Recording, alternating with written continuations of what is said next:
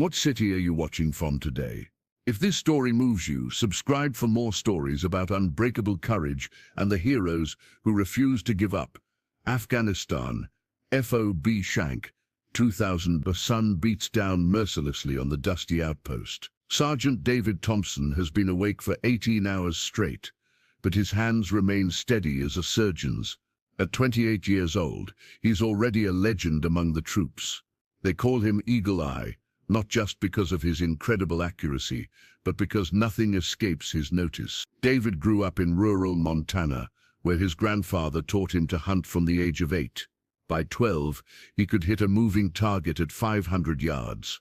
His grandfather, a Vietnam veteran and former Marine sniper, taught him more than just shooting. He taught him responsibility, respect for life, and the weight of every decision.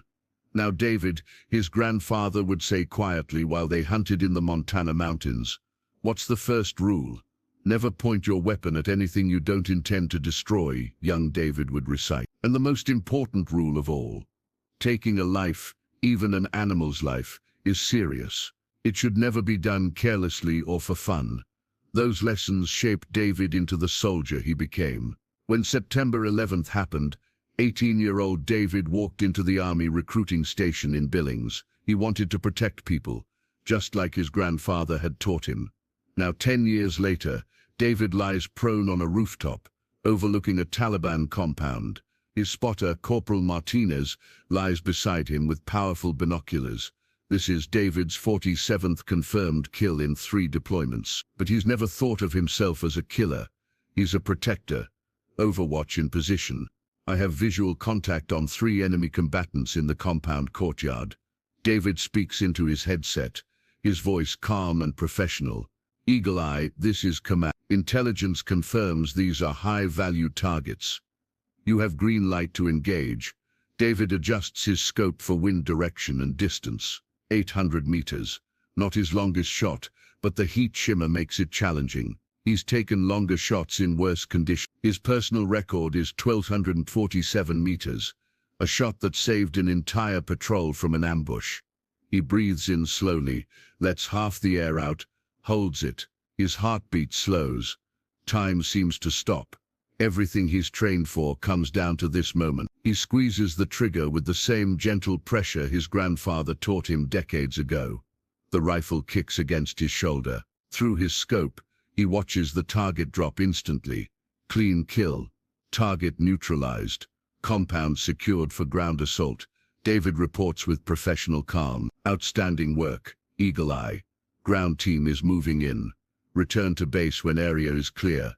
David watches through his scope as his fellow soldiers move through the compound safely. This is why he does what he does. Not for the kill count, but to bring his brothers home alive. Every shot he takes prevents an ambush, stops an attack, saves American lives. Back at the base, Private Martinez approaches with obvious admiration. "Eagle Eye, how do you stay so calm out there?" 800 meters, wind gusting to 15 mph. Heat shimmer making everything wavy, and you make it look easy.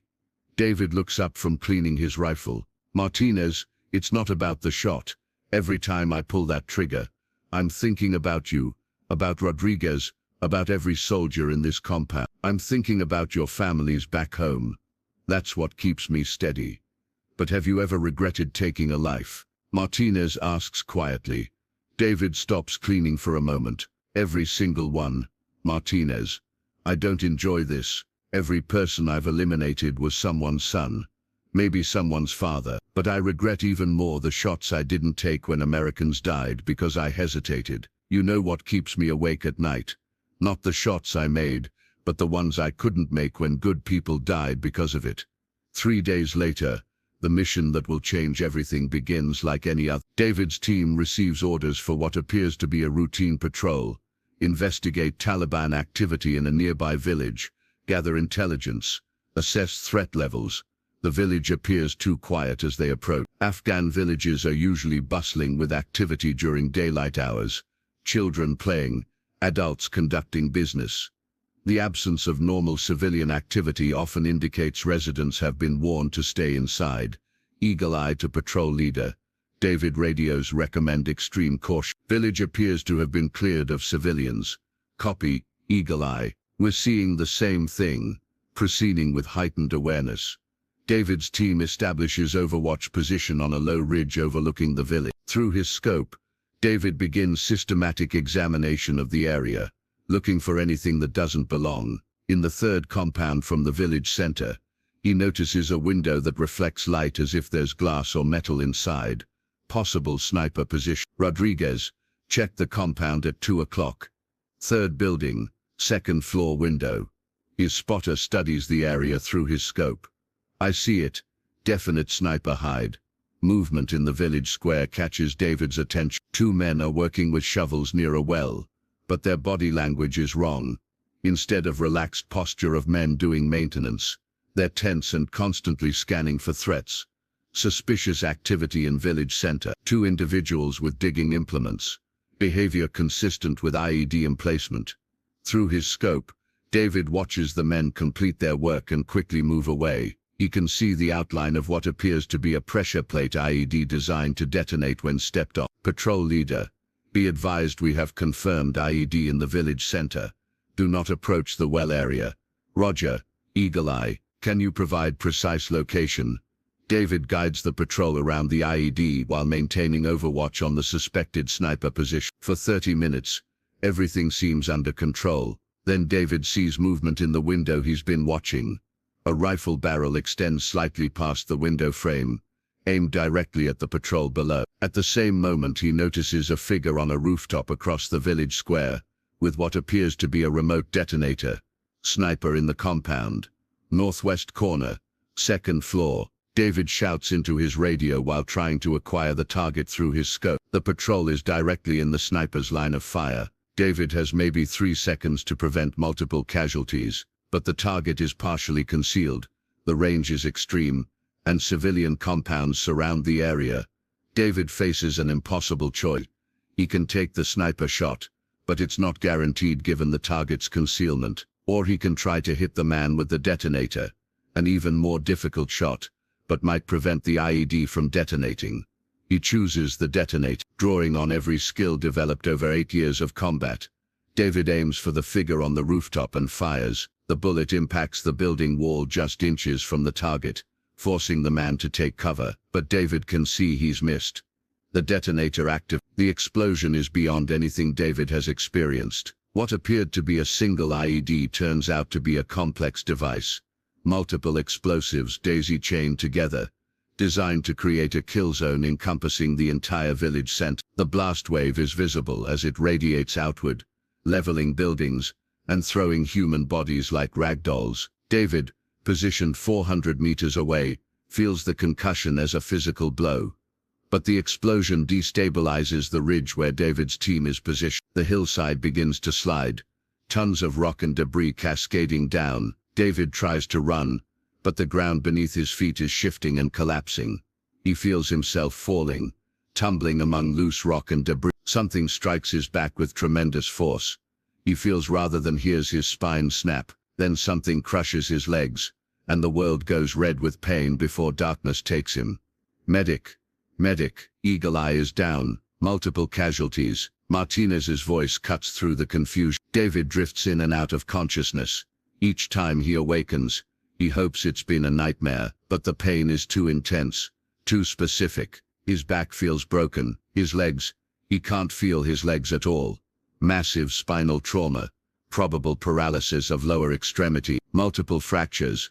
Possible internal bleeding. We need immediate medical evacuation. A medic reports. My team. David manages to whisper, is my team. Sergeant Thompson. Stay calm. We're taking care of everyone. You need to save your strength. The helicopter evacuation is a blur of pain medication and urgent medical procedures. At the combat hospital, David undergoes emergency surgery to stabilize his spinal injuries. When he finally awakens fully, Colonel Patterson, his battalion commander, is sitting beside the bed. How bad is it, sir? David asks.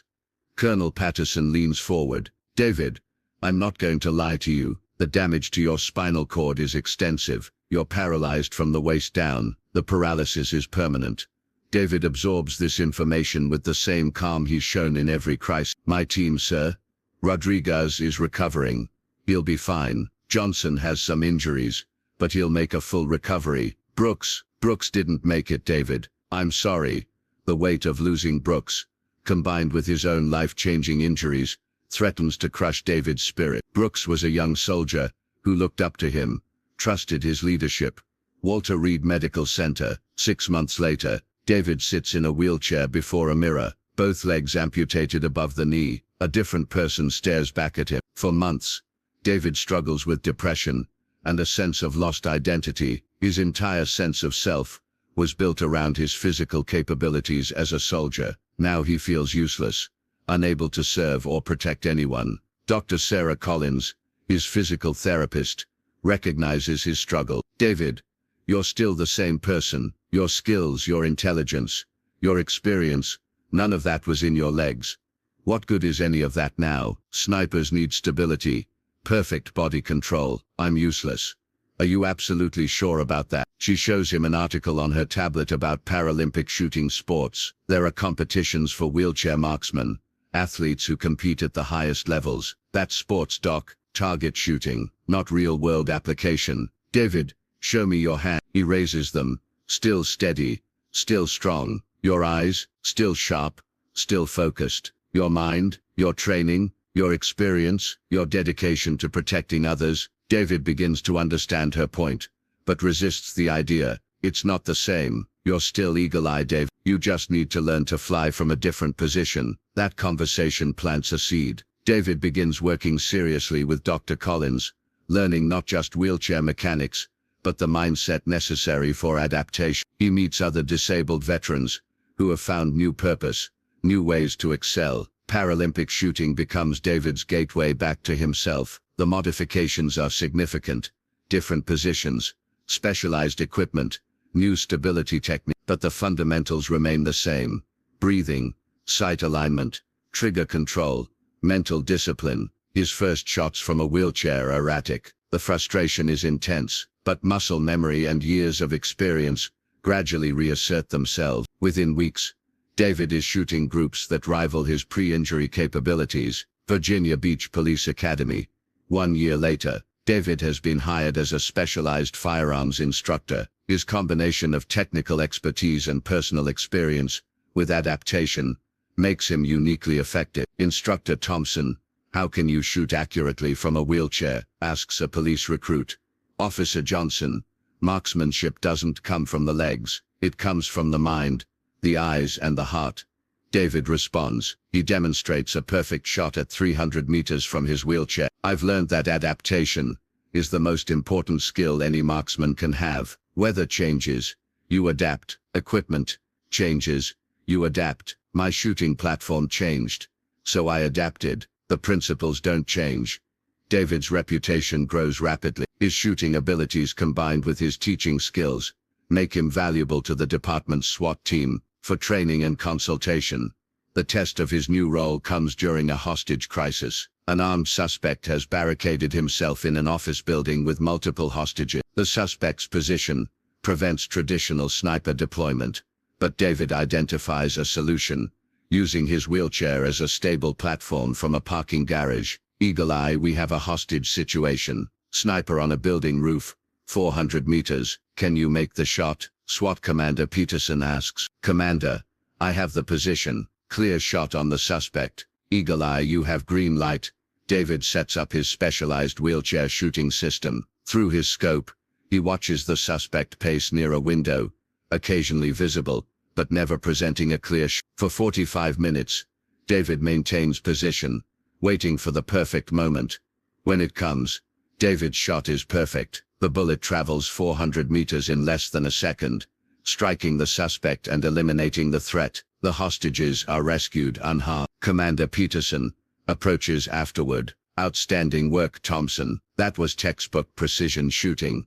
Commander, that's my mission. It never changed. Paralympic Games, Paris. David's competitive career culminates with selection to represent the United States, competing against the world's best disabled marksmen. The pressure is intense. David's performance is exceptional. His final shot secures the gold medal and sets a new Paralympic record. As the American flag rises and the national anthem plays, David feels completion and purpose that transcends personal achievement. But the gold medal isn't the end of David's story. It's a milestone on a continuing journey of service. Veterans Hospital.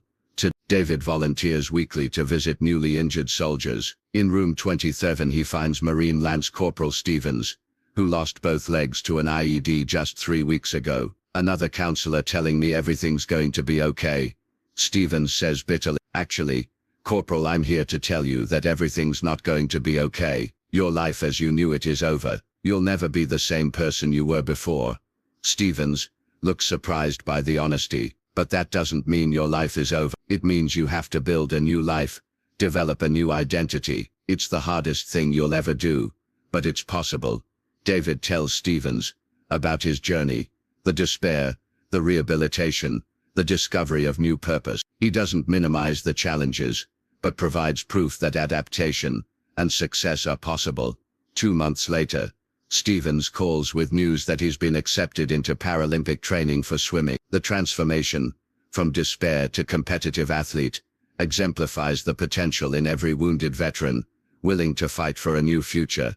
Winchester Regional Hospital. Emergency room. David receives a crisis call at an armed subject has barricaded himself in the hospital's pediatric ward, threatening children and staff. The tactical challenge is unprecedented. The hospital environment requires extreme precision to avoid endangering critically ill children who cannot be evacuated. David studies the situation and identifies a solution, using a construction crane as an elevated platform. "Thompson, can you guarantee the shot?" the incident commander asks. "Commander, I can make the shot, but I need absolute confirmation. The suspect is isolated from hostages at engagement. The operation requires unprecedented coordination." David positions his wheelchair on the crane platform 50 feet above ground, preparing for the most technically challenging shot of his career, 47 meters through a narrow window, with children's lives hanging in the balance. The opportunity comes when negotiators convince the suspect to move to a window. For 30 seconds, he stands isolated from hostages, presenting a clear target. David's breathing slows to the rhythm learned as a child hunting with his grandfather. His mental discipline draws on techniques from military service and Paralympic competition. Everything he's learned focuses on this moment. The shot is perfect. The suspect drops instantly. The threat is eliminated, and 32 children in the cancer ward are saved. Virginia Beach oceanfront. Sunset. David sits in his wheelchair on the beach beside his fiancée, Dr. Sarah Collins. They watch the sun set over the Atlantic Ocean. "Do you ever wonder what would have happened if you hadn't been injured?" Sarah asks. David reflects on the question. "I used to think that explosion was the worst thing that ever happened to me. Now I think it might have been the best thing, because it forced me to discover capabilities I never knew I had." The injury that seemed to end his life actually began a new chapter, more meaningful than anything he could have imagined. His influence on wounded veterans, contributions to law enforcement, Paralympic achievements, and role as community protector, all emerged from his adaptation to disability. From the mountains of Montana, to the battlefields of Afghanistan, to the Paralympic podium, to hospital corridors, where he saves lives, David's path has been shaped by consistent commitment to serving others and protecting the innocent. David Thompson, eagle-eye Paralympic champion, police marksman, mentor to wounded veterans, and proof that the human spirit cannot be defeated by circumstance. His story continues, written one day at a time through service to others, and the refusal to accept that any challenge is insurmountable. Tomorrow will bring new opportunities to serve, new chances to protect, new possibilities to demonstrate that adaptation and excellence are choices, rather than accidents. David Thompson, still flying high just from a different altitude. Thank you for staying with David's complete story. From what city are you watching today? Let us know in the comments. And if you believe stories like this deserve to be heard by more people, please subscribe. Your support helps us share these important stories of courage, adaptation, and the unbreakable human spirit. These are the heroes among us, and their stories matter.